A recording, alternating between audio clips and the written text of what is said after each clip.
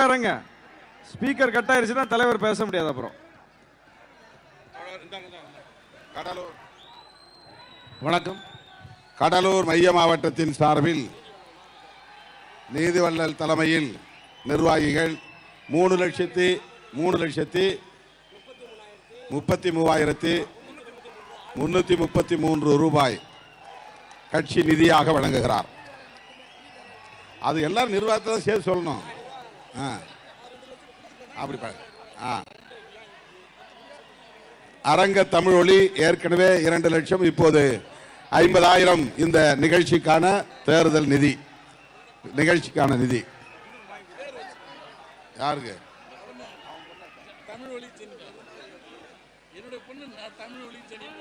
தமிழ் ஒளி ஜெனிஃபா ஆகியோரின் இந்த அழகிய பெண் குழந்தைக்கு அறிவொளி என்று பெயர் சூட்டி வாழ்த்துகிறேன். பெண் குழந்தை தான் அறிவொளி. அறிவொளி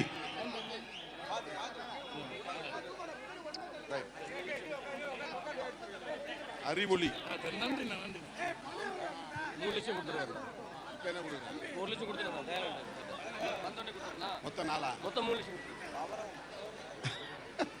திராவிடமணி 3 லட்சம் ரூபாய் இந்த நிகழ்ச்சிக்கான செலவாக வழங்குகிறார் நிதி.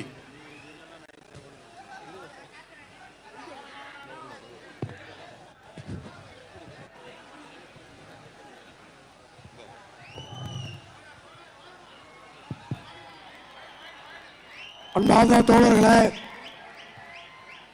நமது சட்டமன்ற உறுப்பினர்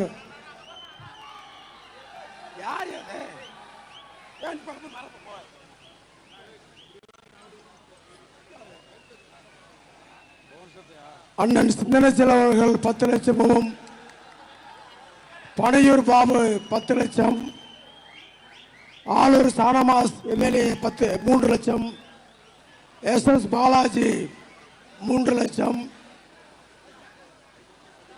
மொத்தம் 26 லட்சம் சட்டமன்ற உறுப்பினர் சார்பில் அண்ணன் சேர்த்து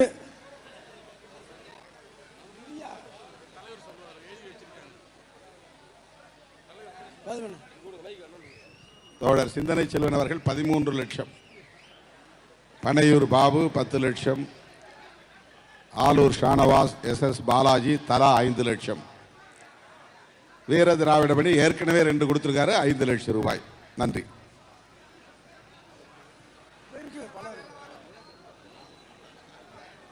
அன்பார்ந்த தோழர்களே, இந்த விடுதலை சிறுத்தையின் அங்கீகார வெற்றி விழா சார்பில் மொத்தம் 36 லட்சம் நிதி வழங்கப்பட்டது என்பதை மகிழ்ச்சியுடன் தெரிவித்துக் கொள்கிறோம்.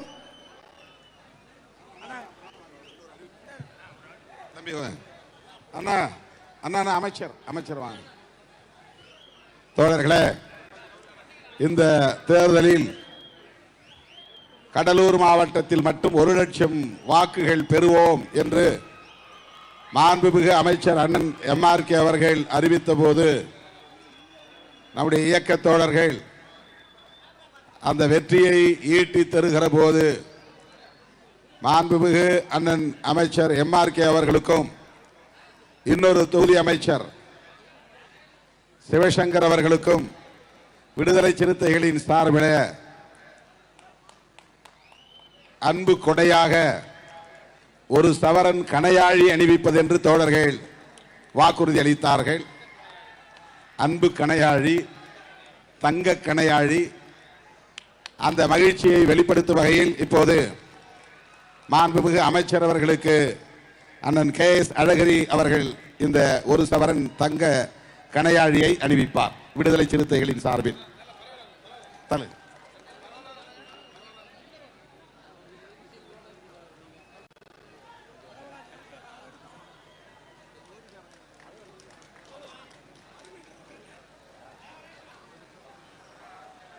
கரெக்டா இருக்கு. MRK என்கிற எழுத்து பொறிக்க பெற்ற கணையாழி விடுதலை சிறுத்தைகளின் சார்பில் அண்ணன் KS அழகிரி அவர்கள் இப்போது அறிவித்திருக்கிறார்.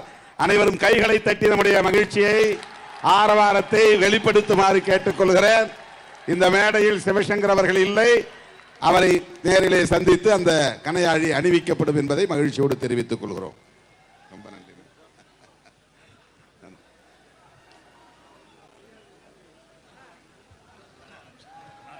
நம்முடைய தலைவர் எழுச்சி தமிழர் அவர்கள் ஒரு அமைப்பின் தலைவரா, ஒரு கட்சியின் தலைவரா, ஒரு மாநிலத்தின் தலைவரா, அல்லது ஒரு தேசிய தலைவரா, குறிப்பிட்ட ஒரு தரப்பின் தலைவரா, ஒரு சாதியின் தலைவரா, ஒரு மதத்தின் தலைவரா என்றெல்லாம் கேட்டுக்கொண்டே போகலாம். ஆனால் எந்த வரம்புக்குள்ளும் அடங்காத, வரம்புகளை கடந்த தத்துவ தலைவர் என்பதுதான் அவருக்கான ஒரு சரியான அடையாளம். அப்படிப்பட்ட நம்முடைய தத்துவ தலைவர் அவர்கள் இப்போது உரையாற்றுவார். அதற்கு முன்னால் இந்த மேடை அமைப்பில் பெரும் பங்காற்றிய ஜேபி குழுமத்தை சார்ந்தவர்களுக்கு தலைவர் அவர்கள் சிறப்பு செய்வார்.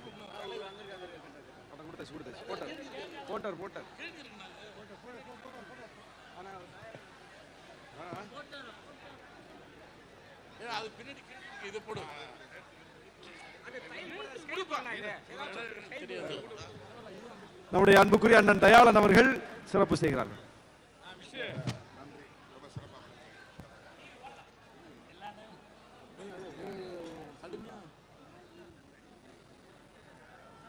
முதன்மை செயலாளர் அண்ணன் பாவரசு அவர்கள் சிறப்பு செய்கிறார்.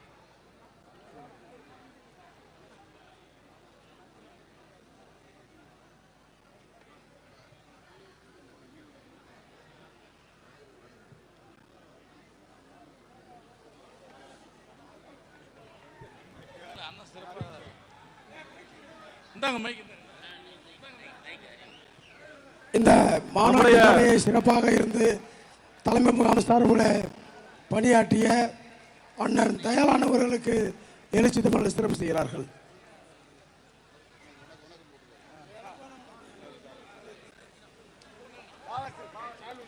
முதன்மை செயலாளர் மாநாட்டுக்கு 15 நாட்களுக்கு முன்பே தங்கி மாநாட்டை சிறப்பாக செய்ய பணியாற்றிய முதன்மை செயலாளர் பாவரசு அவர்களுக்கு மக்கள் தலைவர் எழுச்சி தமிழர் அவர்கள் மரியாதை செய்கிறார்.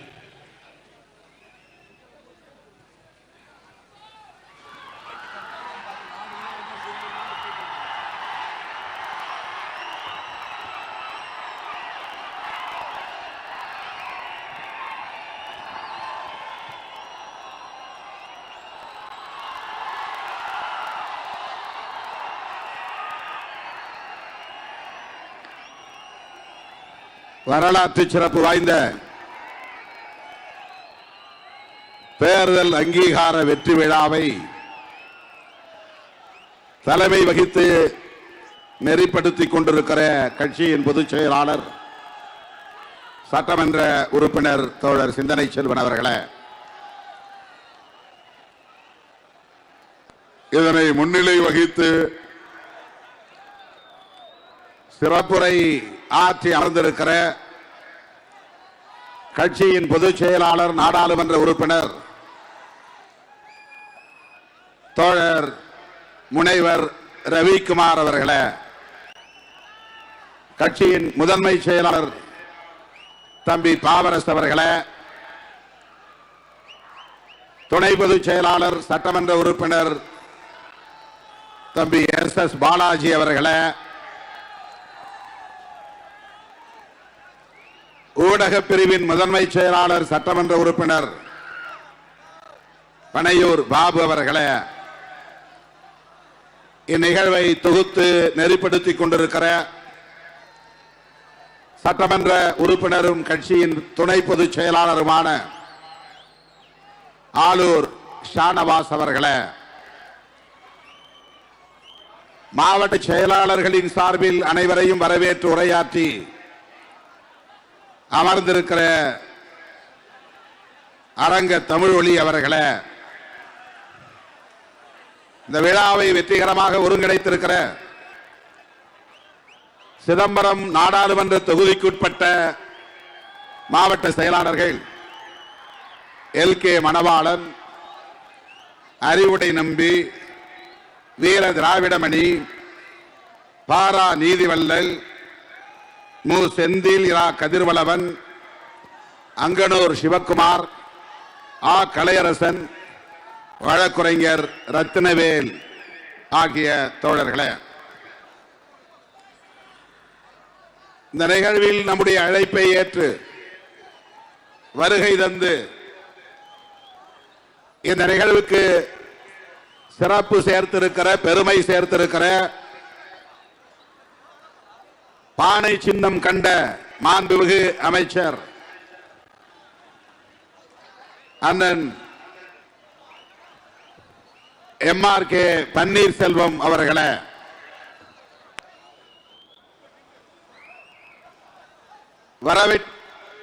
வர இயலாத நிலையிலும் நமக்கு வாழ்த்துக்களை தெரிவித்திருக்கிற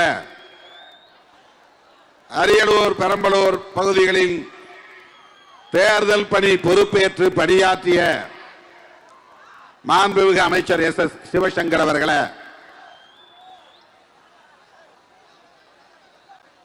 நம்மிடையே சிறப்புரையாற்றி இந்த நிகழ்வுக்கு சிறப்பு சேர்த்திருக்கிற தொழிலாளர் நலத்துறை அமைச்சர் மாண்புமிகு அண்ணன் CV கணேசன் அவர்களே, விடுதலை சிறுத்தைகளின்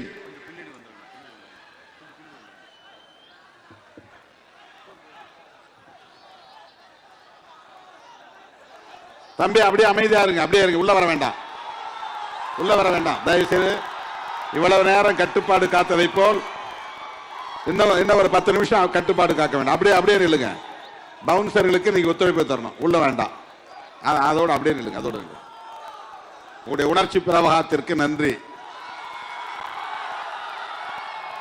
விடுதலை சிறுத்தைகள் இந்த அரசியல் களத்திலே தத்தி நடைபெற தொடங்கிய காலத்திலிருந்து நம்முடைய விரல்களை பிடித்து வழிகாட்டிய பெருமைக்குரிய மூத்த அரசியல் தலைவர், இன்றைக்கு நாம் அங்கீகாரம் பெற்ற நிலையிலும் ஓடோடி வந்து உச்சி மோந்து நம்மை வாழ்த்தி இருக்கிற பெருமதிப்பிற்குரிய அண்ணன் KS அழகிரி அவர்களே,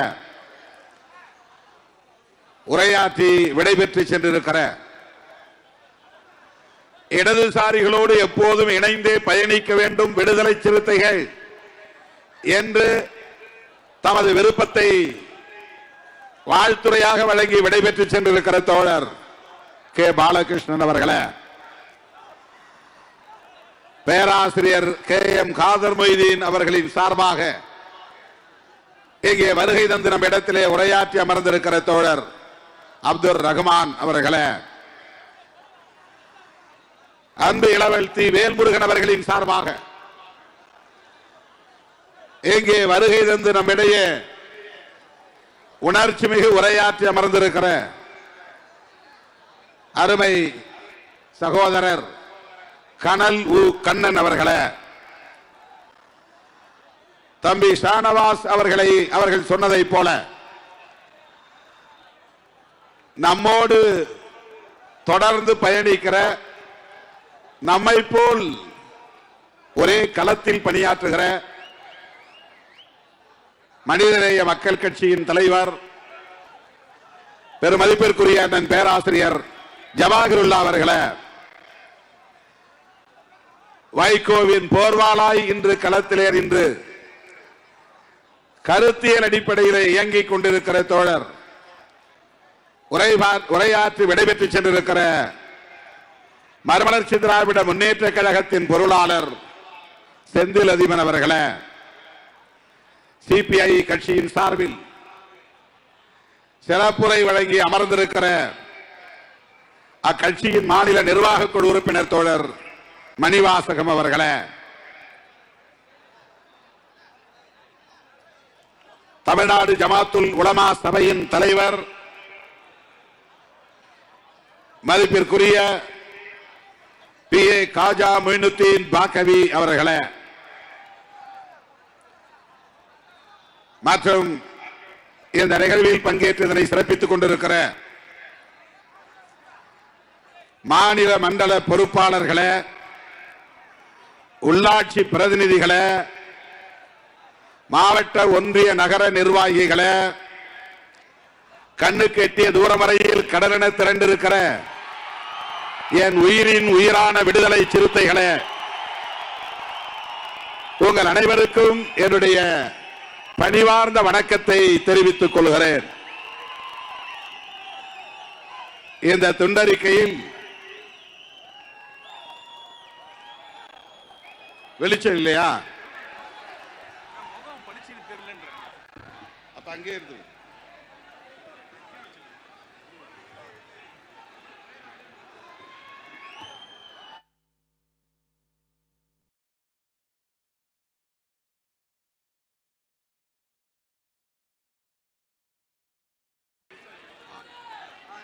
அங்கே போயிரு, அப்படியே அங்கே போயிரு, அப்படியே அங்கே போயிரு.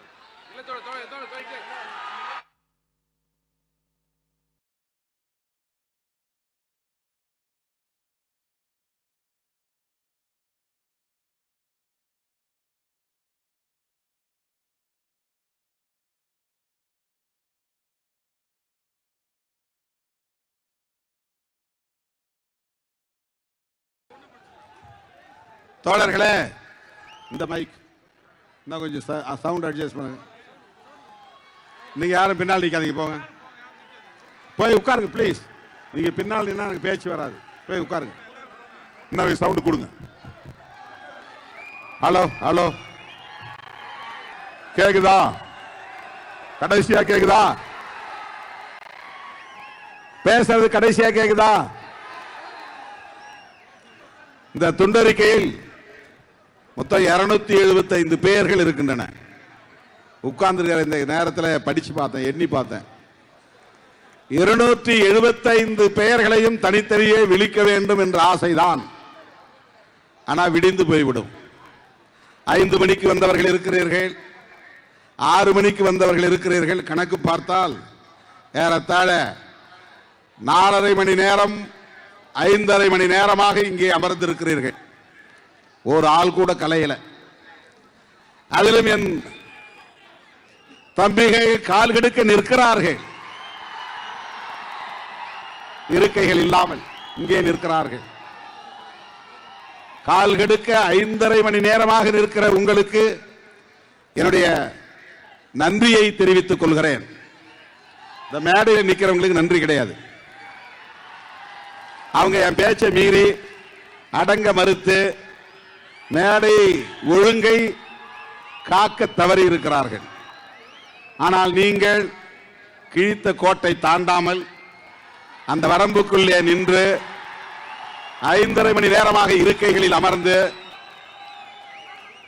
வேறு எங்கும் கவனத்தை சிதறவிடாமல் தலைவர்கள் என்ன பேசுகிறார்கள் என்பதை பட்டினி கிடந்து கேட்டுக் கொண்டிருக்கிறீர்கள்.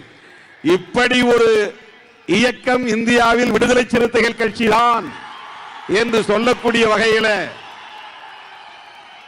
கட்டுப்பாடு மிகுந்த போராளிகளை கொண்டிருக்கிற ஒரு இயக்கம் விடுதலை சிறுத்தைகள் கட்சி. நான் தொண்டர்களை கொண்ட இயக்கம் என்று ஒருபோதும் சொன்னதில்லை. போராளிகளை கொண்ட இயக்கம் அல்லது தலைவர்களை கொண்ட இயக்கம். இந்த நேரத்தில் நான் எண்ணி பார்க்கிறேன், எனக்கு முன்னர் இந்த தொகுதியிலே வெற்றி பெற்ற நாடாளுமன்ற உறுப்பினர் மதிப்பிற்குரிய அண்ணன் முருகேசன் அவர்கள் காலமாகிவிட்டார். அவருக்கு இந்த நேரத்தில் லட்சக்கணக்கான விடுதலை சிறுத்தைகளின் சார்பில் எனது செம்மாந்த வீர வணக்கத்தை செலுத்துகிறேன். அண்ணன் அழகிரி அவர்கள் பேசும்போது சொன்னார், சுவாமி சகஜானந்தா, பெரியவர் இளைய பெருமாள், அந்த வரிசையிலே இன்றைக்கு திருமாவளவன் என்று இந்த வட்டாரத்தில் மக்களின் பேரன்பை பெற்ற வரிசையிலே இடம் பிடித்திருக்கிறார் என்று சொன்னார்.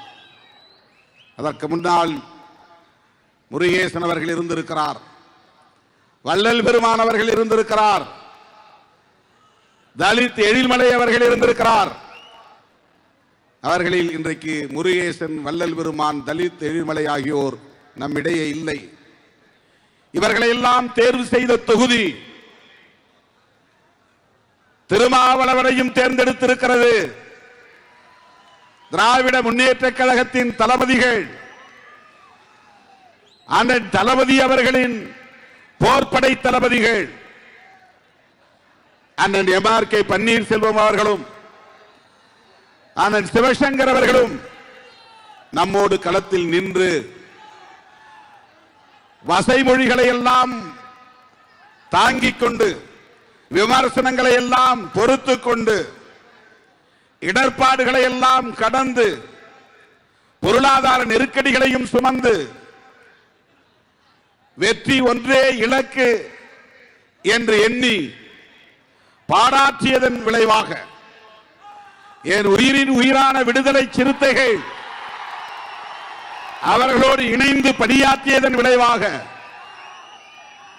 சுவாமி சகஜானந்தா போன்றவர்கள் இந்த மண்ணிலே ஏற்படுத்திய விழிப்புணர்வின் விளைவாக இன்றைக்கு திருமாவளவன் இந்த வெற்றியை பெற முடிந்திருக்கிறது.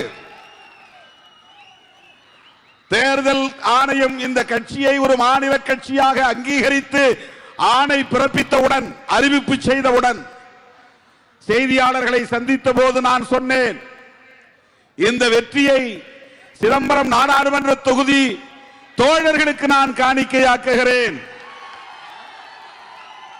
அதிலும் குறிப்பாக 1999 ஆண்டு நடைபெற்ற நாடாளுமன்ற பொதுத் தேர்தலின் போது தேர்தல் வன்முறையின் போது ரத்தம் சிந்திய தோழர்களின் காலடியில் இந்த வெற்றியை இந்த அங்கீகாரத்தை நான் காணிக்கையாக்குகிறேன் என்று சொன்னேன். அந்த உணர்ச்சி பிரவாகத்தோடு உங்கள் முன்னால் நிற்கிறேன். சிதம்பரம் தொகுதியிலும் விழுப்புரம் தொகுதியிலும் நாம் பெற்ற வெற்றி தான் நமக்கு இந்த அங்கீகாரத்தை தந்திருக்கிறது. திராவிட முன்னேற்ற கழகத்தின் பேர் ஆதரவுதான் நமக்கு இந்த வெற்றியை தந்திருக்கிறது. என்றாலும் கூட முதலாக பெருந்தலைவர் மக்கள் தலைவர் மூப்பனார் அவர்களின் நல்லாசியோடு இந்த களத்திலே நாம் காலடி எடுத்து வைத்த போது, களமிறங்கிய போது, கண்ணை கட்டி காட்டிலே விட்டதை போல எந்த திசை பக்கம் பயணிக்க வேண்டும் என்று கூட தெரியாத நிலையில் தேர்தல் வேலை செய்வதற்கு அரிச்சுவடி கூட கற்காத சூழலில் வன்முறைகளை எதிர்கொண்டோம். குருதி சிந்தினோம், குடிசைகளை இழந்தோம், தீ வைப்பிலே பல குடிசைகள் எரிந்து சாம்பலாயின. இந்திய அரசியல் வரலாற்றில் வேறு எந்த தொகுதியிலும் நடந்திராத அளவுக்கான தேர்தல் வன்முறை வெறியாட்டம் சிதம்பரம் தொகுதியிலே தலைவிரித்தாடியது. தேர்தலில் தோற்று போவது கூட எனக்கு பெரிய துன்பத்தை தரவில்லை. ஆனால் எனக்காக வாக்களிப்பதற்கு அல்லும் பகலும் உழைத்த சிறுத்தைகள் களத்திலே வெட்டுப்பட்டார்கள், ரத்தம் சிந்தினார்கள். சைக்கிள் சின்னத்திற்காக வாக்களித்த மக்கள் பாதிப்புகளை அடைந்தார்கள், குடிசைகளை இழந்தார்கள், கண்ணீர் சிந்தினார்கள், அந்த சாம்பல் வாடையிலே உருண்டார்கள், புரண்டார்கள். அதை எண்ணி பார்க்கிறேன். கண்ணீர் வடித்தபடி நான் புதுதில்லிக்கு போனேன். KR நாராயணனை சந்தித்தேன். மூப்பனார் அவர்கள் அழைத்து சென்றார். அண்ணன் அழகிரி அவர்கள் உடன் இருந்தார். என் கண்ணீரை பார்த்த KR நாராயணன் அவர்கள் தோளில் தட்டி கொடுத்தார். இதையெல்லாம் எதிர்கொண்டுதான் ஆக வேண்டும் என்று தட்டி கொடுத்தார். ஏன் தேர்தலில் நின்றோம் என்று நான் எண்ணி எண்ணி துன்பத்தில் உழன்றேன். எதற்காக நாம் வேட்பாளராக நின்றோம் என்று கவலைப்பட்டேன், கண்ணீர் வடித்தேன். ஒப்புக்காக அல்ல, வெளிச்சத்திற்காக அல்ல. களத்திலே கண்ட கசப்பான அனுபவங்கள் என்னை உறங்க விடவில்லை. எங்கு திரும்பினாலும் ஒப்பாரி ஓலங்கள், எந்த திசைக்கு திரும்பினாலும் வன்முறை வெறியாட்டங்கள். இந்த ஊரை கொளுத்து விட்டார்கள், இந்த வாக்குச்சாவடியை கைப்பற்றி விட்டார்கள், இந்த இளைஞனை கையை வெட்டி விட்டார்கள், நாட்டு வெடிகுண்டுகளை வீசினார்கள். இன்றைக்கு நான் எண்ணி பார்க்கிற போது என் உடல் சிலிர்க்கிறது. எப்படி அதை கடந்து வந்தோம் என்று நான் எண்ணி பார்க்கிறேன். ரத்தம் சிந்திய மக்களுக்கு நான் என்ன கைமாறு செய்ய போகிறேன் என்று இன்றைக்கும் எனக்கு குற்ற உணர்வு உறுத்திக் கொண்டே இருக்கிறது. காயம்பட்டவர்களுக்கு என்ன விடை சொல்ல போகிறேன் என்பது இன்றைக்கும் விடை தெரியாத ஒரு கேள்வியாகவே இருக்கிறது. KR நாராயணன் அவர்களை பார்த்தோம், குடியரசுத் தலைவர்களை சந்தித்தோம் என்கிற ஒரு ஆறுதல் தான். இனிமேல் தேர்தல் களத்திற்கே வரக்கூடாது என்ற ஒரு வைராக்கியம் எனக்குள்ளே உருவானது. 10 ஆண்டு காலம் தேர்தல் பாதையை புறக்கணித்தவன், விடுதலை சிறுத்தைகள் இயக்கத்தை உருவாக்கிய போது நான் தேர்தலை சந்திப்போம் என்று கனவிலும் எண்ணிக்கூட பார்த்தவன் இல்லை. தேர்தல் பாதை வேண்டாம் வேண்டாம் என்று ஊர் ஊராய் கூட்டம் போட்டு பேசியவன், மதுரை மாவட்டத்தில் தெரு தெருவாக நடந்து போனவன், அலுவலகம் முடிந்த பிறகு மேலூர் வட்டாரத்தில் ஒரு நாளைக்கு ஒரு ஊர் என்று போய் அவர்களை அழைத்து ஒரு இடத்திலே அமர வைத்து நள்ளிரவு 12 மணி வரையில் அவர்களோடு பேசிவிட்டு நடந்தே நான் மதுரைக்கு வந்து சேர்வேன். அந்த இரவெல்லாம் எனக்கு உறக்கம் இருக்காது. அடுத்த நாள் நான் அலுவலகத்திற்கு செல்வேன். அங்கே போய் எனக்கு உறக்கம் வரும். என்னுடைய இயக்குனர் கூப்பிட்டு என்னை எச்சரிப்பார். அப்படி 10 ஆண்டு காலம் ஓடி உழைத்தேன். எந்த கனவும் எனக்கு கிடையாது. சட்டமன்றம் போக வேண்டும், நாடாளுமன்றம் போக வேண்டும், பதவி சுகம் அனுபவிக்க வேண்டும், பொருளீட்ட வேண்டும், புகழீட்ட வேண்டும் என்கிற எந்த எண்ணமும் கிடையாது. மாவட்டத்திற்கு 100 இளைஞர்களையாவது அம்பேத்கரிய தொண்டர்களாக வளர்த்தெடுக்க வேண்டும், அவர்கள் போராளிகளாக வளர வேண்டும், அதற்காக இந்த வாழ்க்கையை ஒப்படைக்க வேண்டும் என்றுதான் எண்ணி நான் களமிறங்கினேன். 100க்கு 100 இது சத்தியமான வார்த்தைகள். 1999 இப்படியெல்லாம் நீங்கள் அரசியல் செய்து என்ன செய்ய போகிறீர்கள் என்று எனக்கு அறிவுரை சொன்னவர் மக்கள் தலைவர் மூப்பனார். என்னை அழைத்துக் கொண்டு போய் அங்கே விட்டவர் அண்ணன் KS அழகிரி அவர்கள். அப்படி நான் தள்ளிவிடப்பட்டவன். நீச்சல் தெரியாதவனை குளத்திலே தள்ளிவிடுவது போல் தேர்தல் அரசியல் தெரியாத என்னை தேர்தல் களத்தில் இடித்து தள்ளிவிட்டவர் பெருந்தலைவர் மூப்பனார், மக்கள் தலைவர் மூப்பனார். எப்படி அந்த வன்முறையை எதிர்கொள்வது என்று எனக்கு தெரியவில்லை. பாதிக்கப்பட்டவர்களுக்கு எப்படி ஆறுதல் சொல்லுவது, அவர்களை ஆற்றுப்படுத்துவது என்று தெரியவில்லை. அவ்வளவு வன்முறைகளை தாண்டியும் 2.25 லட்சம் வாக்குகளை மக்கள் வாரி வழங்கினார்கள். மூப்பனார் அணியிலேயே போட்டியிட்ட வேட்பாளர்களில் அத்தனை வேட்பாளர்களும் 1 லட்சத்திற்கும் கீழே வாக்குகளை வாங்கினார்கள். மொத்தம் 40 வேட்பாளர்கள் பாண்டிச்சேரி உட்பட. மதிப்பிற்குரிய ப. சிதம்பரம் அவர்கள் கூட 90,000 வாக்குகள் தான். மூப்பனார் அணியிலேயே 1 லட்சத்தை தாண்டி 2.25 லட்சம் வாக்குகளை பெற்ற ஒரே வேட்பாளர் உங்கள் மடியில் தவழ்ந்த திருமாவளவன் பெற்ற வாக்குகள். வன்முறைகளை தாண்டி, வாக்குச்சாவடிகளை கைப்பற்றியதை தாண்டி, கள்ள ஓட்டு போடப்பட்டதை தாண்டி நீங்கள் அள்ளி குவித்த வாக்குகள் மொத்தமே 3 லட்சம் வாக்குகள் என்றால் அதில் 2.25 லட்சம் வாக்குகளை இன்றைக்கு நாம் பெற்றோம். வேறு யாராவது அந்த வாக்குகளை பெற்றிருந்தால் இந்த நபர்தான் அடுத்த முதலமைச்சர் என்று ஊடகத்திலே தூக்கி கொண்டாடி இருப்பார்கள், தோளிலே தூக்கி வைத்து கொண்டாடி இருப்பார்கள். திருமாவளவன் பாவப்பட்ட ஒரு சமூகத்திலே பிறந்தவன், புறக்கணிக்கப்பட்ட ஒரு சமூகத்திலே பிறந்தவன், பின்புலமில்லாத ஒரு குடும்பத்திலே பிறந்தவன். அன்றைக்கு மக்கள் எனக்கு அளித்த அங்கீகாரம் 2.25 லட்சம் வாக்குகள். 1999 நாடாளுமன்ற பொது தேர்தலின் போது சிதம்பரம் தொகுதி மக்கள் வாரி வழங்கிய வாக்குகளின் எண்ணிக்கை 2.25 லட்சம். அதுதான் சமூக அங்கீகாரம். இது ஒரு இயக்கம், இது ஒரு அரசியல் இயக்கம், விளிம்பு நிலை மக்களுக்கான இயக்கம், புறக்கணிக்கப்பட்ட வஞ்சிக்கப்பட்ட மக்களுக்கான இயக்கம். அந்த 2.25 லட்சம் வாக்குகள் நமக்கு தந்த அங்கீகாரம் அது. ஆனால் எனக்கு அடுத்தடுத்து வரக்கூடிய தேர்தலில் நிற்க வேண்டும் என்ற ஆசை இல்லை. அப்படி நான் பின்வாங்கினால் இந்த இயக்கத்தின் எழுச்சியை தடைபட்டு போகும். இந்த இயக்கத்தின் மீது வைத்திருக்கிற மக்களின் நம்பிக்கை தகர்ந்து போகும். ஏதோ ஒரு எதிர்பார்ப்பு இருக்கிறது. சுவாமி ஜெகஜானந்தா அவர்களை ஏற்றுக்கொண்ட இந்த தொகுதி மக்கள், பெரியவர்கள் இளைய பெருமாள் அவர்களை தூக்கி கொண்டாடிய இந்த மக்கள், KVS மணியை ஏற்றுக்கொண்ட இந்த மக்கள், திடுமென 10 நாள் இடைவெளியில் களத்திற்கு வந்த திருமாவளவனை ஏற்றுக்கொண்டார்களே, இது எப்படி? இது எனக்கான அங்கீகாரம் என்பதை விட இவர்கள் யாரோ ஒருவனை தேடிக்கொண்டிருக்கிறார்கள், ஏதோ ஒரு தலைவனை தேடிக்கொண்டிருக்கிறார்கள், யாரோ ஒருவன் நமக்கு வேண்டும் என்று தேடிக்கொண்டிருக்கிறார்கள். அப்படி ஒரு ஆளாக என்னை அவர்கள் பார்க்கிறார்கள் என்று நான் புரிந்து கொண்டேன். மக்களின் அந்த எதிர்பார்ப்புக்கு நான் தீனி போட வேண்டும் என்கிற அடிப்படையில் தான் மனம் ஒவ்வாமலேயே அடுத்தடுத்த தேர்தல்களில் நான் நிற்க நேர்ந்தது. ஒருபோதும் தோல்வியை கண்டு நான் துவண்டதில்லை, வருந்தியதில்லை, ஐயோ என்று நான் பதறியதில்லை. வாக்குப்பதிவு முடிந்து வாக்கு எண்ணிக்கை நடக்கிற இடத்திற்கு நான் போனதே இல்லை, அதை ஒரு பொருட்டாக நான் எடுத்துக்கொள்ளவே இல்லை. தேர்தல் முடிவுகளை தொலைக்காட்சிகளில் அறிவிக்கிற போது கூட ஆர்வமாக நான் போய் உட்கார்ந்ததை பார்த்ததில்லை.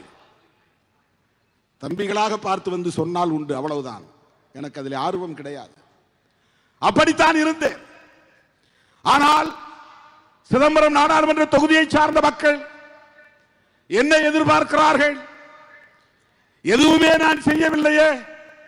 அவர்களே செலவு செய்து விளம்பரம் எழுதினார்கள், அவர்களே செலவு செய்து சைக்கிளை தூக்கி கட்டினார்கள், அவர்களே விடிய விடிய விடிய என்று வரவேற்பு கொடுத்தார்கள். தமிழ்நாட்டிலேயே இந்தியாவிலேயே ஒரு தொகுதி விடிய விடிய விழாக்கோலம் பூண்டது என்றால் அது சிதம்பரம் நாடாளுமன்ற தொகுதிதான். 10 மணி என்கிற வரையறை கிடையாது. போலீஸ் வந்து சொன்னா கேஸ் போட்டுக்கையா, போயா, நாங்க என்ன ஜெயிக்க போறோம், கேஸ் போட்டுக்க. 11 மணி ஆச்சு, 12 மணி ஆச்சு, 1 மணி ஆனது, என்னை இறங்க விடவில்லை. ஊர் ஊராக இழுத்துக் கொண்டு போனார்கள். அப்படி நடந்தது 1999ஆம் ஆண்டு நடைபெற்ற நாடாளுமன்ற பொதுத் தேர்தல்.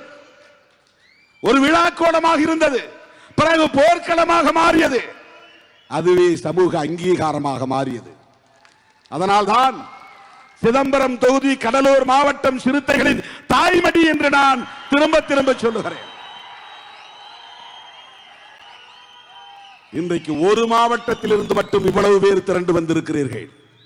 இது மாநில அளவில் நடக்கிற மாநாடா அல்லது கடலூர் மாவட்டத்தின் சார்பில் நடக்கிற மாநாடா என்று சொல்லக்கூடிய வகையிலே பல்லாயிரக்கணக்கிலே திரண்டு வந்து இந்த நிகழ்ச்சியை சிறப்பித்துக் கொண்டிருக்கிறீர்கள். என் வாழ்நாள் முழுவதும் நான் நன்றி கடன் பட்டு இருக்கிறேன். கடலூர் மாவட்டத்து சிறுத்தைகளுக்கும் பொதுமக்களுக்கும் நான் நன்றி கடன் பட்டு இருக்கிறேன். ஆனால் ஒன்று, இதை நீங்கள் புரிந்து கொள்ள வேண்டும். விடுதலை சிறுத்தைகள் கட்சிக்கு ஒட்டுமொத்தமாக 100 விழுக்காடு இந்த விளிம்பு நிலை மக்கள் வாக்களித்தாலும் அது வெற்றிக்கு போதாது. அந்த வெற்றிக்கு ஜனநாயக சக்திகளின் ஆதரவும் தேவை. 3 லட்சம் வாக்குகள் இருக்கிறது இந்த ஒடுக்கப்பட்ட மக்களின் வாக்குகள் என்றால் அந்த 3 லட்சத்தையும் பெற்றாலும் வெற்றி பெற முடியாது. கூடுதலாக நமக்கு 1 லட்சம் அல்லது 1.5 லட்சம் வாக்குகள் தேவை. சிதம்பரம் தொகுதியிலே இதுவரையில் நான் 6 முறை போட்டியிட்டு இருக்கிறேன். 99, 2004, 2009, 2014, 2019, 2024. இதிலே முதல் முறை மூப்பனாரோடு போட்டியிட்டது, அது 3வது அணி, 2.25 லட்சம் வாக்குகள், வெற்றிக்கு வாய்ப்பில்லை. 2வது முறை எந்த அணியிலும் நாம் போட்டியிட சேரவில்லை, தனித்து போட்டியிட்டோம், அம்பு சின்னம் பெற்று வந்தோம், 2,51,000 வாக்குகளை பெற்றோம். 99 பெற்ற வாக்குகளை விட கூடுதலாக வாக்குகளை பெற்றோம், 25,000 வாக்குகள் கூடுதலாக பெற்றோம். வெற்றி இல்லை. எஞ்சிய 4 முறை, இந்த 6 முறையில் 4 முறை திமுக கூட்டணியில் இணைந்து போட்டியிட்டோம். அதில் 3 முறை வெற்றி பெற்றிருக்கிறோம். 4 முறை திமுக கூட்டணியிலே நாம் இணைந்து போட்டியிட்டோம்.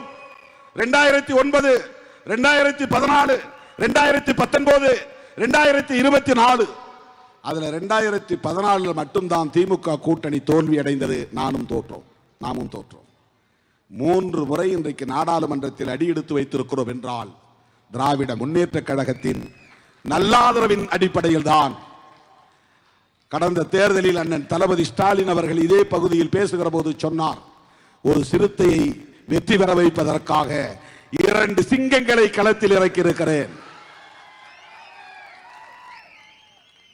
ஆனா அண்ணன் பேரு வேங்கையின் மைந்தன். அது வேங்கைன்னா சிங்கம் கிடையாது. அண்ணனை பொறுத்தவரையிலும் புலிதான், இவர் டைகர். வேங்கைனா வேங்கையின் மைந்தன் தான், வேங்கைக்கு பிறந்த வேங்கை என்று பொருள். வேங்கைனா அது ஒரு வகையான டைகர், அது புலி இனத்தை சார்ந்தது. வேங்கைனா சீட்டான்னு அர்த்தம். சிறுத்தை புலி, சிறுத்தை நம்ம சொல்றோம், ஆக்சுவலா சிறுத்தை என்பது புலி இனம். அதை முழுசா சொல்லணும்னா சிறுத்தை புலின்னு தான் சொல்லணும். அண்ணன் பிரபாகரன் சொன்னார், உங்களுக்கு ஒரு உண்மையை சொல்றேன் அப்படின்னு சொன்னார். என்ன அப்படின்னு?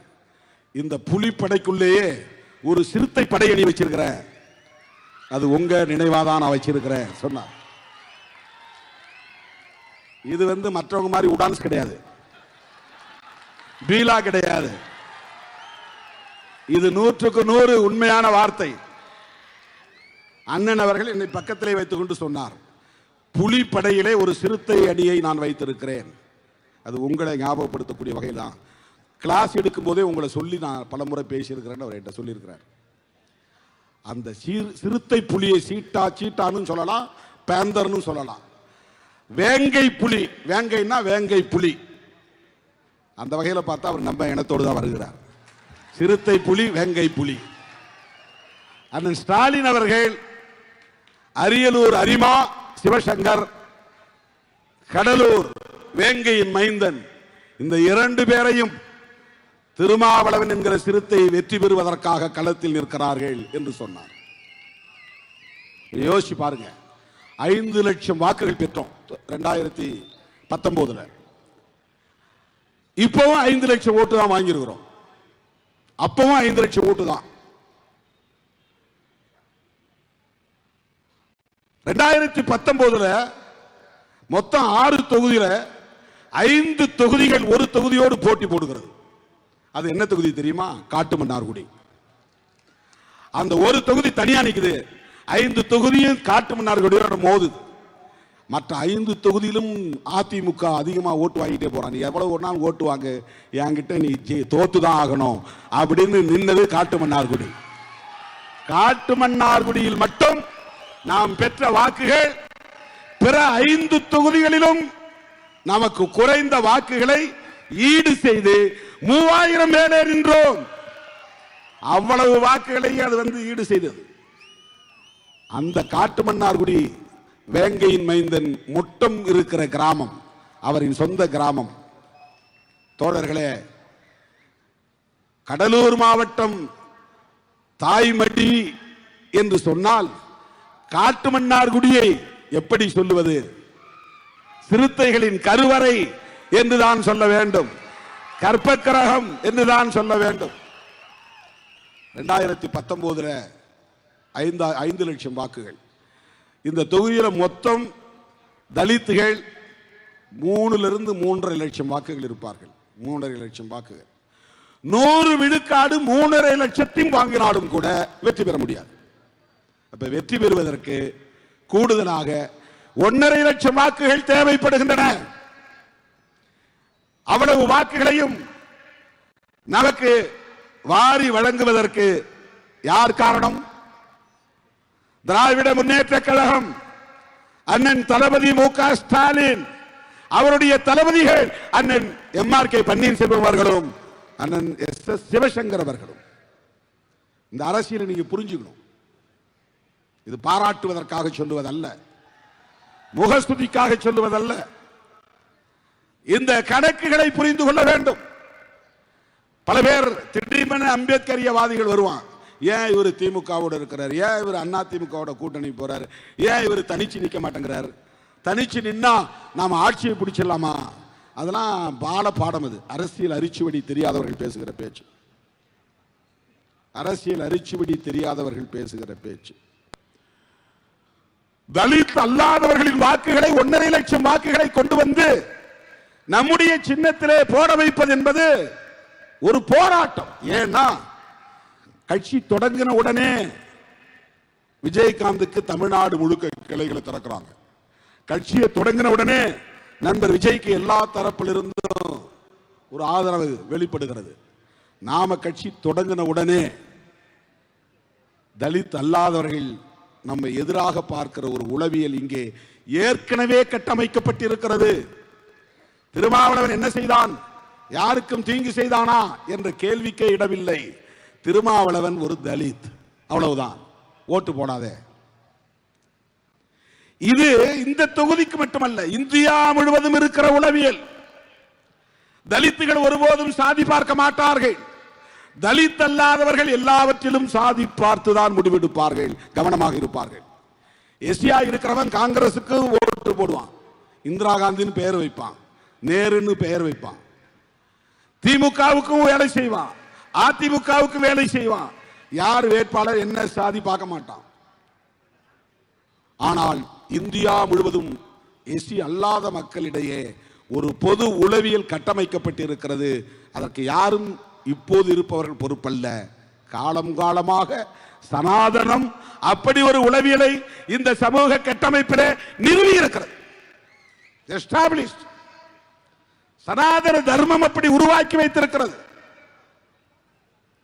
அதனால் நாம போய் நின்னா வேண்டாம். இந்த உளவியலை தகர்த்து இங்க பேசினார் அண்ணன், ஒரு நிமிஷம் தான் பேசினார். எவ்வளவு பேர் கவனிச்சீங்கன்னு தெரியல. ஒரு 100,000 தடவை இந்த கருத்தை சொல்லியிருப்பார். அதுக்கு என்ன பொருள் தெரியுமா?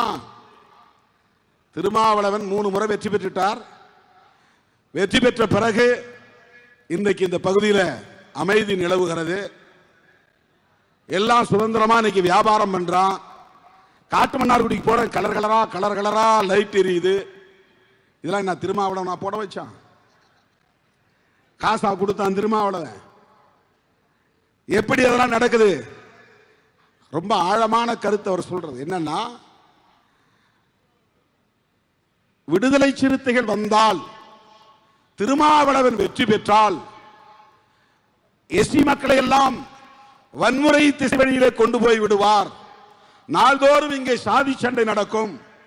பிற சாதி மக்கள் சுதந்திரமாக இருக்க முடியாது, விவசாயம் செய்ய முடியாது, தொழில் செய்ய முடியாது, வியாபாரம் செய்ய முடியாது, பிரச்சனை செய்வார்கள், நன்கொடை கேட்டு வந்து தொல்லை கொடுப்பார்கள், தினந்தோறும் சாதி கலவரம் நடக்கும். இப்படி ஒரு கருத்து வேகமாக பரப்பப்பட்டது, வேகமாக பரவியது. எந்த சாதிக்காரர்களாக இருந்தாலும் வணிகர்கள் பயந்தார்கள், எந்த சாதிக்காரர்களாக இருந்தாலும் விவசாயிகள் பயந்தார்கள், எந்த சாதிக்காரர்களாக இருந்தாலும் அரசு ஊழியர்கள் பின்வாங்கினார்கள். ஆனால் அந்த கருத்து மெல்ல மெல்ல மாறி இன்றைக்கு எல்லா சமுதாய மக்களும் திருமாவளவனை ஏற்றுக்கொள்ளக்கூடிய ஒரு நிலை வளர்ந்திருக்கிறது. அதுதான் இங்கே அண்ணன் அழகிரி அவர்கள் பேசியதும், அண்ணன் எம்ஆர்கே அவர்கள் பேசியதும், அண்ணன் சி.வி. கணேசன் அவர்கள் பேசியதும் அதுதான். ஒரு காலத்தில் அப்படி தவறாக பிரச்சாரம் செய்யப்பட்டது. ஆனால் அப்படி நடந்ததா? திருமாவளவன் எம்பியான பிறகு ஒரு பாதுகாப்பு உணர்ச்சி நமக்கு ஏற்பட்டு இருக்கிறது. அதான் அவருடைய பிரச்சாரமே. அவர் பிரச்சாரமே அவ்வளவுதான். நீங்க ஓட்டு போடுங்க, ஒரு பிரச்சனையும் வராது திருமாவளவனால. அவங்க தொண்டர்கள் அவர் சொல்றபடி கேட்பாங்க. உட்காருனா உட்காருங்க, நிற்குனா நில்லுன்னு நிற்பாங்க. அவங்க சொல்றபடி கேட்பாங்க. அவங்க எல்லாம் கொள்கை போராளிகளா வளருகிறார்கள். இதை இண்டோர் மீட்டிங்ல பேசினார், டோர் டு டோர் போய் பேசினார், பொதுக்கூட்ட மேடைகளில் பேசினார். பல பேர் அவரை கடுமையாக விமர்சனமும் செய்தார்கள். சிவசங்கர் மேல கல்லே எடுத்து அடித்தார்கள், கட்டையை போட்டு மறித்தார்கள். அப்படிப்பட்ட நிலையில நம்முடைய கூட்டணியை சார்ந்தவர் அவர். அவருடைய வெற்றி திமுகவுக்கும் கிடைத்த வெற்றி. அவர் மீதான இந்த விஷம பிரச்சாரம் தகர்க்கப்பட வேண்டும். தனிப்பட்ட முறையில் அவரோடு பழகுகிறோம், அவருடைய தொண்டர்களோடு பழகுகிறோம். அப்படி இல்லை, இதை முழுதாக உணர்ந்து முழுமையாக உள்வாங்கிக் கொண்டு மனப்பூர்வமாக தன்னோடு பணியாற்றக்கூடிய மற்ற தோழர்களையும் அப்படியே மேடையிலே பேசுவார். வண்டியில் போகும்போது நான் வர சொன்னேன், ஏன் வரல, ஏன் நீ லேட்டா வர, ஏன் இந்த ஏற்பாடு பண்ணல, ஏன் சும்மா வந்து நிக்கிற, எங்க சால்வ, ஏன் வரவேற்பு சிறப்பா இல்லை, திருமாவளவரை நாங்கள் அனுப்பிச்சு வைக்கிறோம்ல, நீ நின்று அங்க வரவேற்கணும் இல்லையா? கடுமையா பப்ளிக்ல பொதுமக்கள் மத்தியில கண்டித்து பேசியிருக்கிறார். இதெல்லாம் நாம் கற்றுக்கொள்ள வேண்டிய அணுகுமுறைகள். அவரை பாராட்டுவதற்காக நான் சொல்லவில்லை, அதற்காக இந்த மேடையை நான் பயன்படுத்தவில்லை. அதை எதிர்த்து நிற்பது என்பது எவ்வளவு பெரிய போராட்டம். போய் இரவுல திமுக தொண்டர்கள் அண்ணன் பேச்சை கேட்டு சின்னம் வரைஞ்சிட்டு வருவாங்க. காலையில பார்த்தா அதை அழிச்சு கிடக்கும். அவங்க அழிச்சு போட்டுருவாங்க. ஏன் இவன் சின்னதை கொண்டாந்து இங்க வரைகிற? ஓ திமுக கூட்டணி ஓட்டு வேணா நாங்க போடுறோம், இங்க வந்து வரையாத. சண்டை போட மாட்டார். அதுக்கு தனியா ஆளை போட்டு எனக்கு தெரியாது, இவ்வளவு ஓட்டு வந்தாகணும். சிதம்பரமா மாநகரத்தில் ஓட்டு குறையக்கூடாது, கூடுதலா 5000 ஓட்டாவது அதிகம் காட்டணும். வார்டுக்கு வார்டு ஒவ்வொருத்தரையும் தனித்தனியா கூப்பிட்டு கடுமையா பேசி வார்டுல இவ்வளவு ஓட்டு அதிகமா வாங்கி காட்டணும். இதுதான் தேர்தல் பணி. இப்படியெல்லாம் களத்தில் மனப்பூர்வமாக இறங்கி விடுதலை சிறுத்தைகள் வெற்றி பெற வேண்டும், திருமாவளவன் மீண்டும் வெற்றி பெற வேண்டும், நாடாளுமன்றத்திற்கு செல்ல வேண்டும் என்று திராவிட முன்னேற்ற கழகத்தின் தளபதிகளும் இங்கே பணியாற்றியதன் விளைவாகத்தான் தோழர்களே நாம் இந்த வெற்றியை ஈட்ட முடிந்தது. இதை நாம் புரிந்து கொள்ள வேண்டும். நேரத்துக்கு தகுந்த மாதிரி முடிவெடுத்து தப்பு சப்புன்னு ஜம்ப் ஆகிட்டு போகக்கூடாது.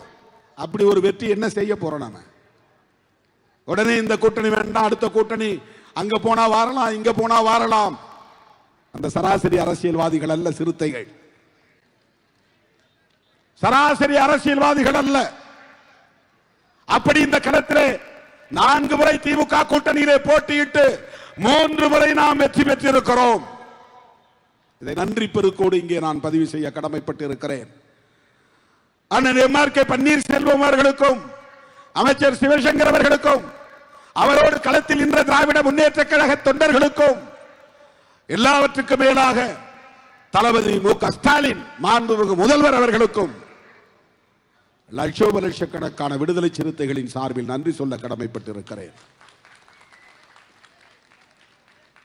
நன்றி உணர்வு மனித மாண்புகளிலேயே சிறந்த உணர்வு, மிகச்சிறந்த உணர்வு. நன்றி மறந்துவிடக் கூடாது.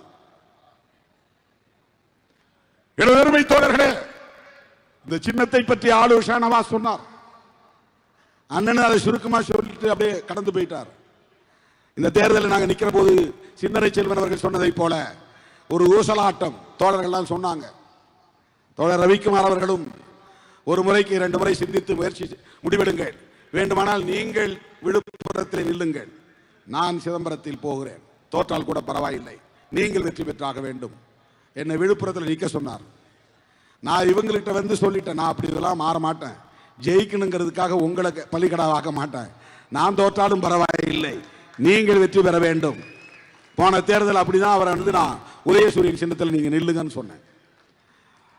நான் தோற்றாலும் பரவாயில்ல, யாராவது ஒருத்தர் நாடாளுமன்றத்துக்கு போகணும், அவர் உதயசூரியன்ல ஜெயிச்சா கூட அவர் சிறுத்தையாக தனித்து நிற்பார். அந்த உணர்வு மிக்கவர். சின்னத்தினால் ஒன்றும் அரசியல் மாறிவிடாது, உணர்வுகள் மாறிவிடாது, சிந்தனைகள் மாறிவிடாது. 2019 பல பேர் அவரா அப்படி போய் முடிவெடுத்துட்டாருன்னு சொல்லி நம்முடைய தோழர்கள்லாம் வருத்தப்பட்டாங்க. நான் தான் முடிவெடுத்தேன். தோழர் 2 பேர்ல ஒருத்தர் தோற்றாலும் பரவாயில்ல, நான் தோற்றாலும் பரவாயில்ல, நீங்க நில்லுங்க, நீங்க உதயசூரியன் நில்லுங்க, நீங்க போங்க பார்லிமெண்ட் சொன்ன. சிந்தனை செல்வனும் கேட்டார், இடம் மாறி நிக்கலாமா? 5 முறை நின்னாச்சு, திரும்பவும் அங்கதான் நிக்கணுமா? வென்றாலும் தோற்றாலும் சிதம்பரத்தில் தான் நிற்பேன் என்று சொன்னேன்.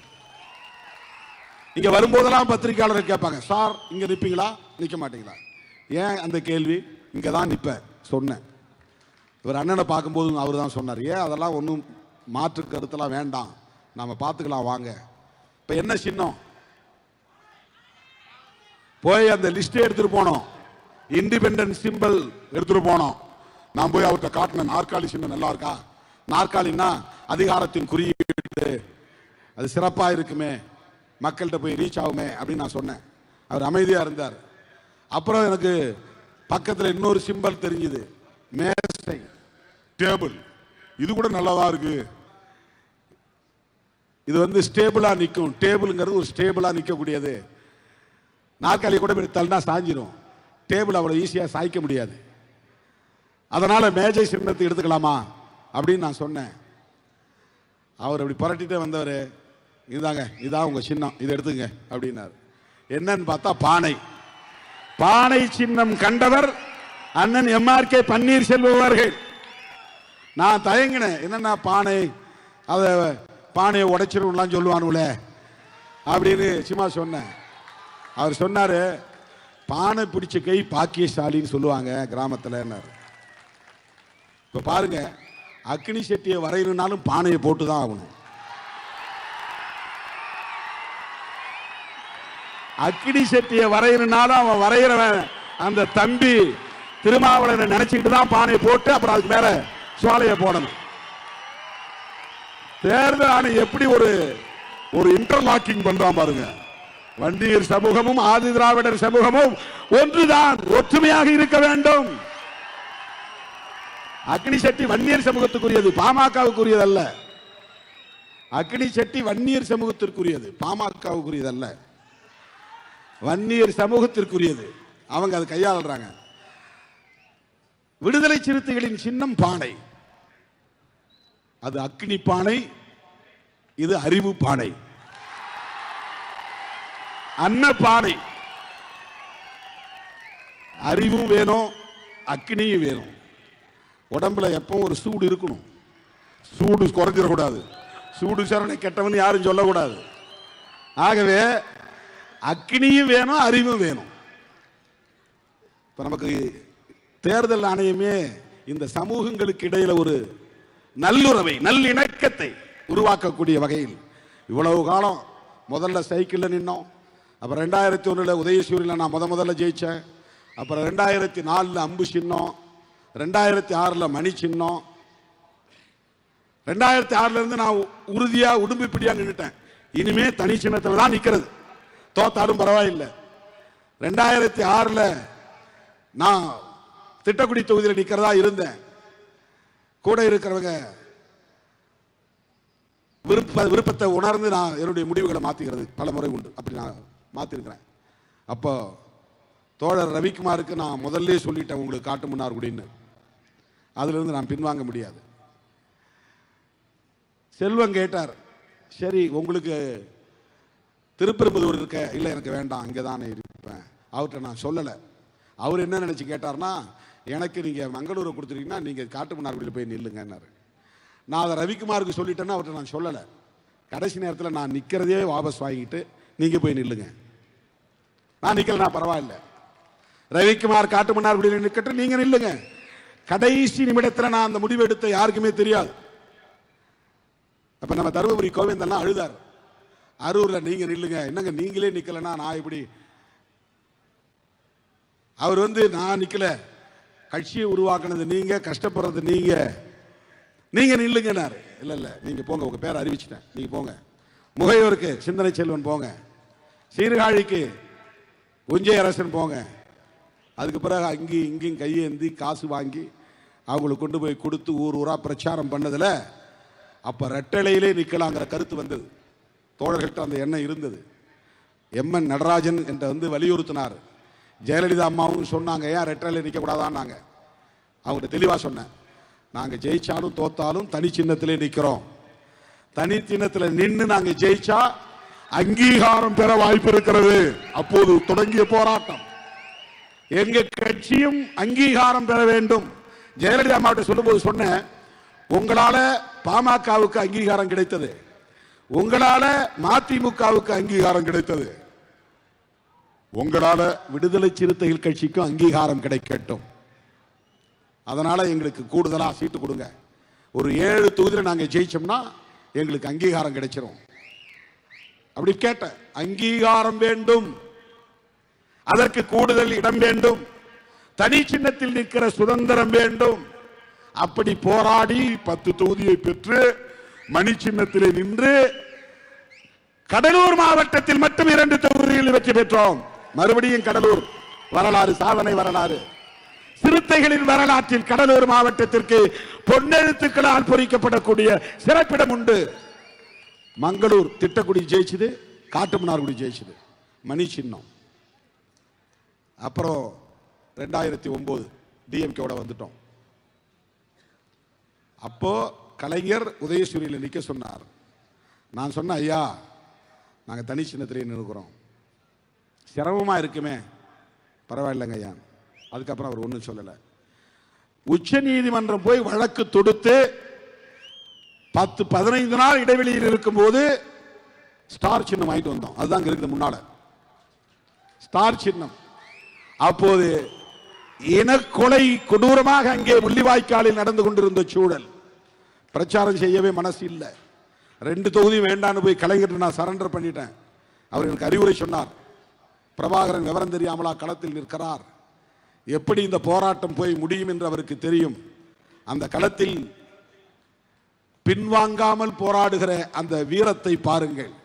நீங்க எலெக்ஷனில் நிற்கிறது போய் இவ்வளவு தூரம் யோசிக்கிறீங்களே, நின்று ஜெயிச்சுட்டு அந்த மக்களுக்காக போய் நாடாளுமன்றத்தில் பேசுங்க, ஈழத் தமிழர்களுக்காக பேசுங்கள், நில்லுங்கள், வெற்றி பெறுங்கள் என்று பிரபாகரன் அவர்களை பாராட்டி நான் ரவிக்குமார் 2 பேர் தான் நிற்கிறோம். அண்ணன் தளபதி பக்கத்தில் நிற்கிறார்.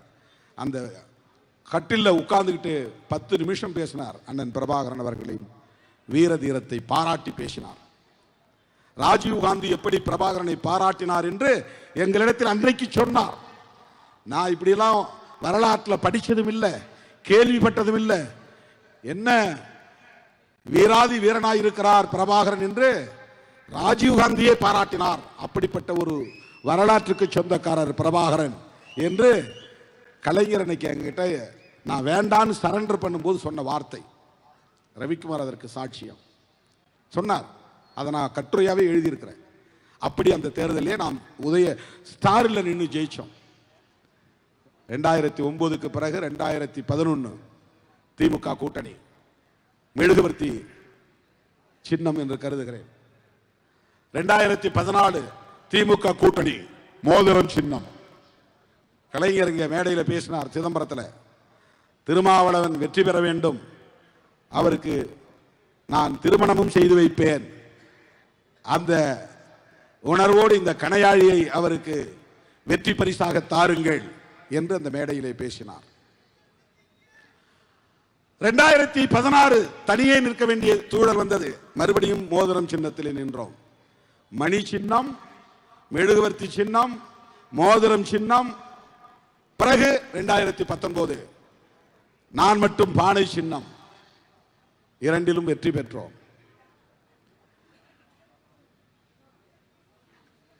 2024 2021 சட்டமன்ற தேர்தல் 6 இடங்கள், 6லும் பானை சின்னத்தில் போட்டியிட்டோம்.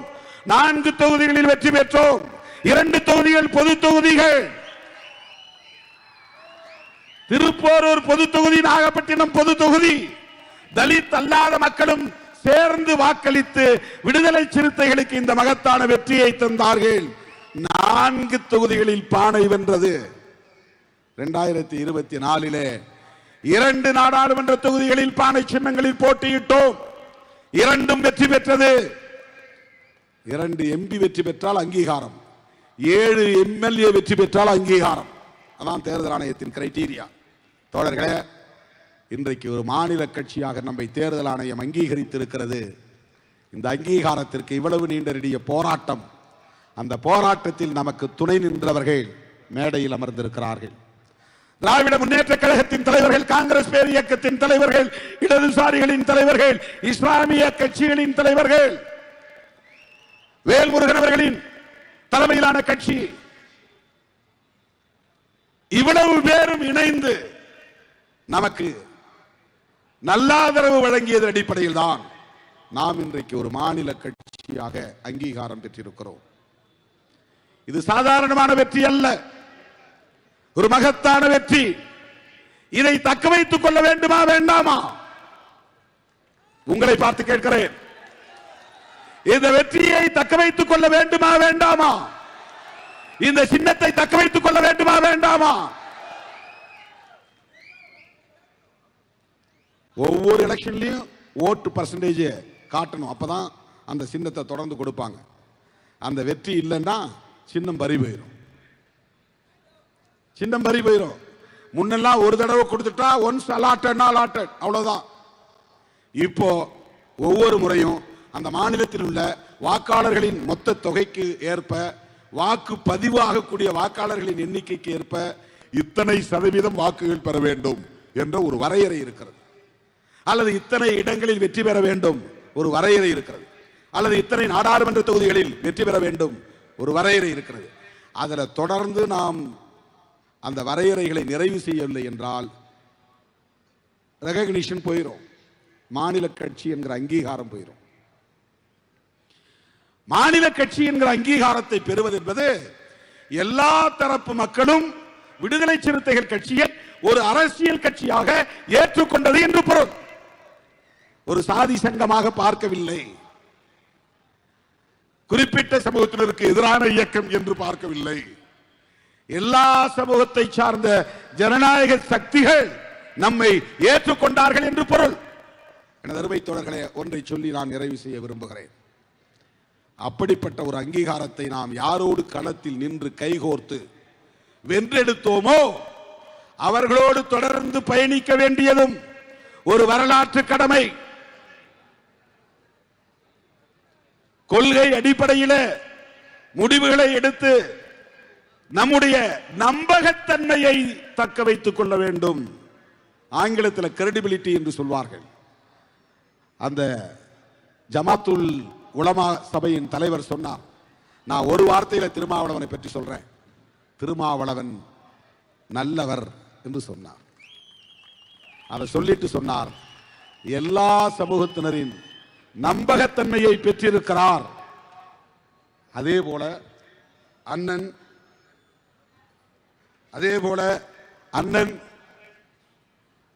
அழகிரி அவர்கள் சொன்னார், நம்பகத்தன்மை, இவரை நம்பலாம், இவர்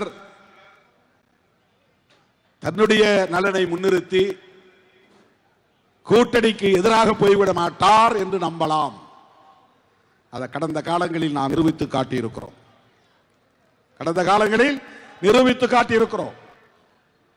அந்த நம்பகத்தன்மையை தக்க வைத்துக் கொள்வது.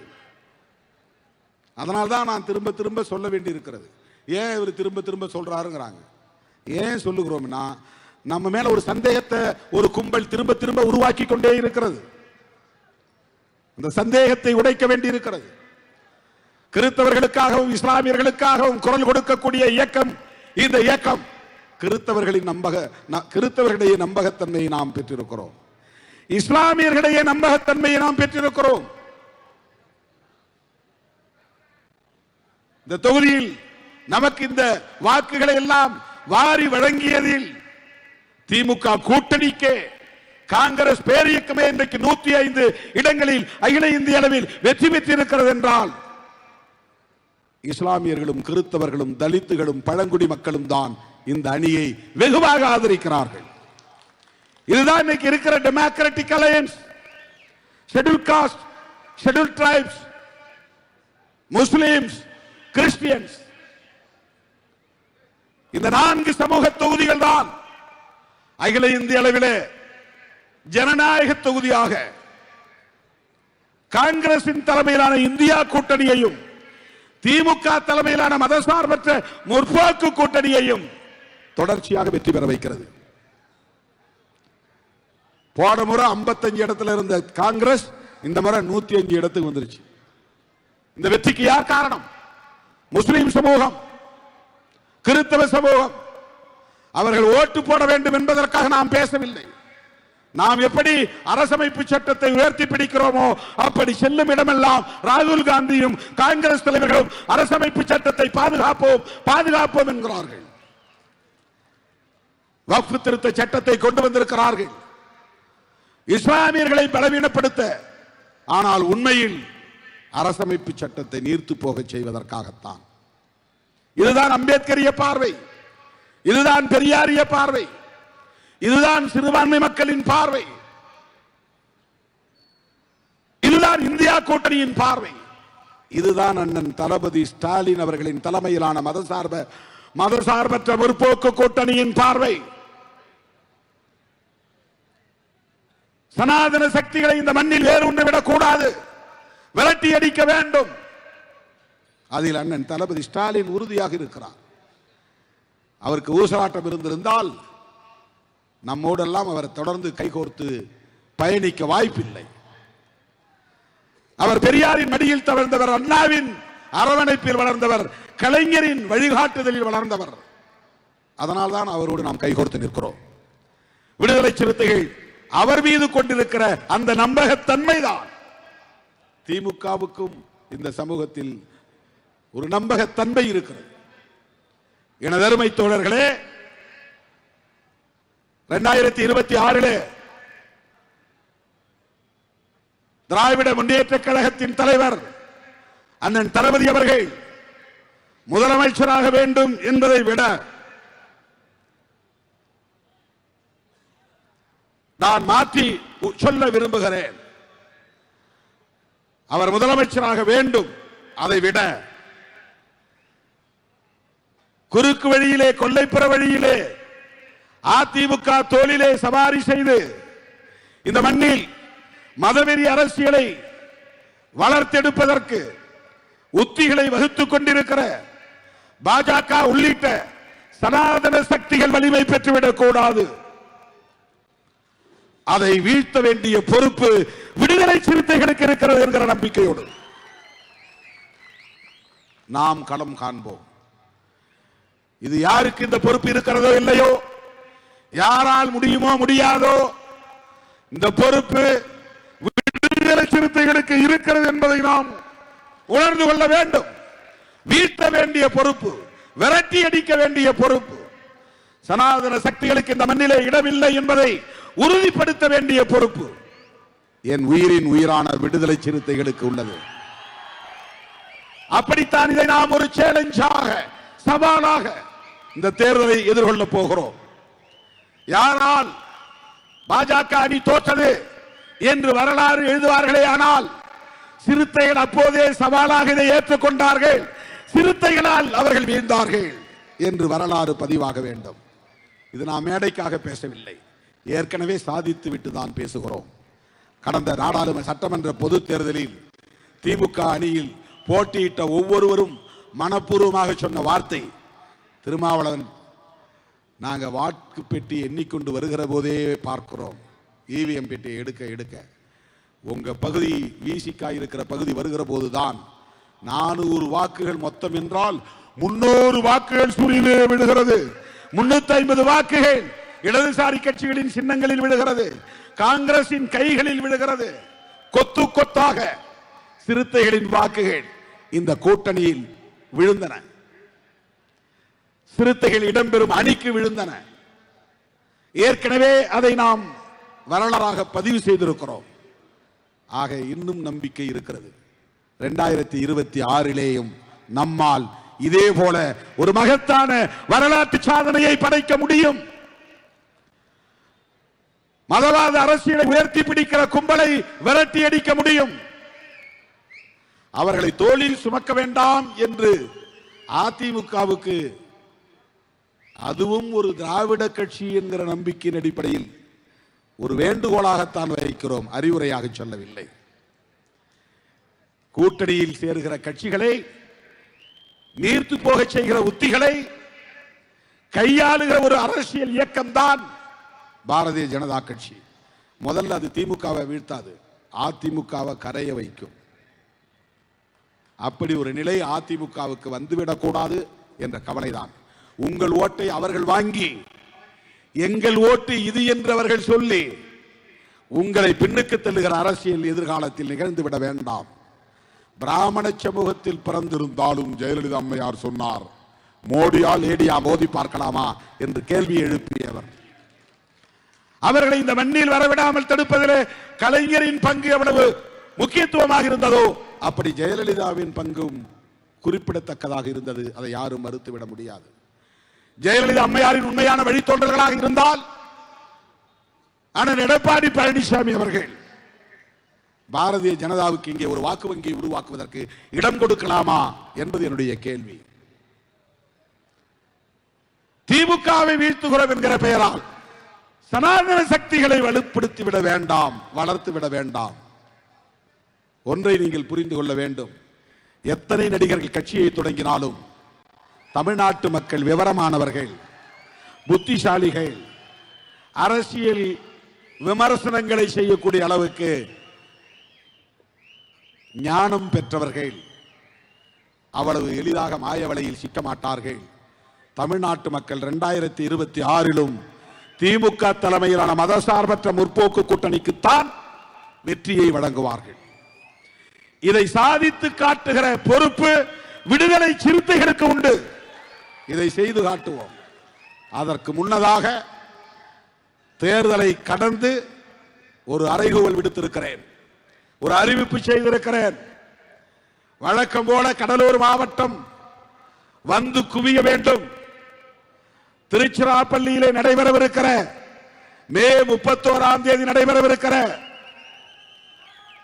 மதசார்பின்மை காப்போம் மாபெரும் மக்கள் எழுச்சி பேரணி, முன்பு தேசம் காப்போம் பேரணி, இப்போது மதசார்பின்மை காப்போம் பேரணி. இது புரட்சியாளர் அம்பேத்கரின் கனவு கொள்கை. அவர் எழுதிய அரசமைப்பு சட்டத்தின் உயிர் மூச்சு கோட்பாடு. அந்த மதசார்பின்மைக்கு ஆபத்து. வக்ஃப் திருத்த சட்டம், குடியுரிமை திருத்த சட்டம், ஜம்மு காஷ்மீர் உடைப்பு, 370 அரசமைப்பு சட்ட உறுப்பு எண் நீக்கம், முத்தலாக் சட்டம் எல்லாம் அரசமைப்பு சட்டத்திற்கு எதிரான தாக்குதல். செக்குலரிசம் என்கிற மதசார்பின்மைக்கு எதிரான தாக்குதல். எனவே சேவ் செக்குலரிசம், இதுதான் நம்முடைய முழக்கம், இதுதான் நம்முடைய ஹேஷ்டாக். இந்த எஞ்சிய நாட்கள் 20 நாட்கள் பம்பரமாக நீங்கள் சுற்றி சுற்றி பணியாற்ற வேண்டும். ஒன்றியமாக செயற்குழு கூட்டங்களை நடத்த வேண்டும். நீலச்சட்டை அணிந்து வர வேண்டும். பெண்கள் அவர்களுக்கான சீருடையை ஏற்கனவே அறிமுகப்படுத்தி இருக்கிறோம். அந்த சீருடையில் வர வேண்டும். வாய்ப்புள்ள தோழர்கள் அம்பேத்கரை போல நீலம் நீளம் அணிந்த கோட்டு சூட்டோடு வர வேண்டும். நான் நீலச்சட்டை கோட் சூட்டோடு வரப்போகிறேன். நீல பேண்ட், நீல கோட்டு, வெள்ளை சட்டை, சிவப்பு டை. ஆனால் முறுக்கிய மீசை. அம்பேத்கர் போல அல்ல, அது அம்பேத்கர் ஸ்டைல், இது சிறுத்தைகளின் ஸ்டைல். எனவே நாளைக்கே நீங்க எல்லாம் டைலரை போய் பார்க்கணும். வாய்ப்புள்ளவங்களா கோட் சூட்டோட வரணும். 10,000 அம்பேத்கர்கள் திருச்சி மாநகரத்தில் நடந்தார்கள் என்று சொல்லக்கூடிய வகையில் ரவிக்குமார் அவர்களும் சரி, சிந்தனை செல்வன் அவர்களும் சரி, வாய்ப்புள்ளவர்கள் எல்லாம் கோட்டு சூட்டோடு வர வேண்டும். மே 31 இந்தியாவை திருச்சியை நோக்கி, தமிழ்நாட்டை நோக்கி திரும்பி பார்க்க வைக்கிற ஒரு மகத்தான மக்கள் அணிவகுப்பு, மக்கள் படை அணிவகுப்பு. எதற்காக? 2026 தேர்தலுக்காக அல்ல, பேரம் பேசுவதற்காக அல்ல, எங்கள் சக்தி இதுதான் என்று காட்டுவதற்காக அல்ல, சனாதன கும்பலுக்கு எச்சரிக்கை விடுப்பதற்காக. நீங்கள் நினைப்பது போல் தமிழ்நாடு இளிச்சவாயர்களின் தேசம் இல்லை. இது பெரியார் மண். இது புரட்சியாளர் அம்பேத்கரின் அரசியலால் பக்குவப்படுத்தப்பட்ட மண். பெரியாரின் உற்ற நண்பர், உயிர் நண்பர் புரட்சியாளர் அம்பேத்கரின் அரசியலால் பதப்படுத்தப்பட்ட, பக்குவப்படுத்தப்பட்ட மண். இடதுசாரி அரசியலால் பண்படுத்தப்பட்ட மண். சிறுபான்மையினரின் மாண்புகளால். பாபர் மசூதி இடிக்கப்பட்ட போது வட இந்திய மாநிலங்கள் எல்லாம் இந்து முஸ்லிம் கலவரம் வந்துச்சு. தமிழ்நாடு மட்டும்தான் அமைதி பூங்காவாக இருந்தது. அதற்கு இஸ்லாமியர்களின் மாண்பும் ஒரு காரணம், இந்துக்களின் பண்பாடும் ஒரு காரணம். இந்துக்கள் நல்லவர்கள். இந்துத்துவ அஜெண்டாவை பேசுகிற பிஜேபி, ஆர்எஸ்எஸ் இந்துக்களுக்கே ஆபத்தானவர்கள், இந்து சமூகத்திற்கே ஆபத்தானவர்கள். நாம் எதிர்ப்பது இந்துத்துவ ஆன்மீக அரசியலை அல்ல, பிஜேபியின் இந்துத்துவ நச்சு அரசியலை எதிர்க்கிறோம். இந்துத்துவ ஆன்மீகம் என்பது வேறு, இந்துத்துவ அரசியல் என்பது வேறு. பிஜேபி ஆர்எஸ்எஸின் மக்கள் விரோத அரசியலை எதிர்க்கிறோம். நடராஜன் மீது நம்பிக்கை வைத்திருக்கிற மக்களை நாங்கள் விமர்சிக்கவில்லை. பாருங்க, நடராஜன் நமக்கு எவ்வளவு பெரிய துணை செய்திருக்கிறார். நேற்றைக்கு முதல் நாள் இந்த இடத்துல சரியான மழை. இப்ப சிந்தனை செல்வன் சொன்னார் சேத்தியத்தோப்ப மழைன்னு. நான் சொன்னேன், நாம இங்க இருக்கிறவர்களும் மழை வராது, இயற்கை நமக்கு துணை நிற்கும். நம்ம நந்தனோ நடராசனோ யாரோ நமக்கு துணை இருக்கிறார்கள். தில்லை நடராசனோ அல்லது திருநாளை போவார் நந்தனோ நமக்கு துணை இருக்கிறார்கள். நான் ஏறி வண்டியில உட்கார்ந்த பிறகுதான் மழை வரும்.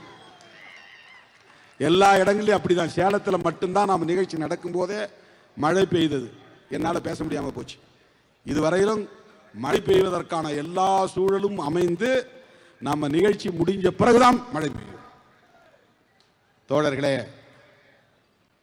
இந்த மகத்தான விழாவில் நன்றி சொல்லுகிற விழாவாக நாம் நடத்துகிற இந்த நிகழ்வில் நம்முடைய அழைப்பை ஏற்று வருகை தந்த மாண்புமிகு அமைச்சர்கள் உள்ளிட்ட அனைத்து தலைவர்களுக்கும் உங்களின் சார்பில் இந்த நேரத்தில் நான் நெஞ்சார்ந்த நன்றியை தெரிவித்து, மண்டல வாரியான சந்திப்புகளுக்கு நான் 8ஆம் தேதி சென்னையிலும் 10ஆம் தேதி வேலூரிலும் 13ஆம் தேதி திருச்சி மதுரை திருச்சியிலும் 14ஆம் தேதி சேலம் கோவையிலும் 15ஆம் தேதி விழுப்புரத்திலும் பங்கேற்க இருக்கிறேன். 31ஆம் தேதிக்கு தயாராகுங்கள். திருச்சி மாநகரம் மட்டுமல்ல, தமிழ்நாடே குலுங்கட்டும், அந்த பேரணி இந்திய அரசியலின் கவனத்தை ஈர்க்கட்டும் என்பதை சொல்லி என்னுடைய அழைப்பை ஏற்று வருகை தந்த அத்தனை பேருக்கும் இந்த நேரத்தில் நான் எனது நெஞ்சார்ந்த நன்றியை தெரிவித்து, வாக்களித்த சிதம்பரம் விழுப்புரம் நாடாளுமன்ற தொகுதி மக்கள் அனைவருக்கும், அங்கீகாரத்தை ஈட்டி தந்த ஜனநாயக சக்திகள் யாவருக்கும், சிறுபான்மையினர் உள்ளிட்ட யாவருக்கும், லட்சோப லட்சக்கணக்கான விடுதலை சிறுத்தைகளின் சார்பில் மீண்டும் ஒருமுறை நெஞ்சார்ந்த நன்றியை தெரிவித்து விடைபெறுகிறேன். நன்றி, வணக்கம். ஜெய் பீம். எந்த சூழ்நிலையிலும்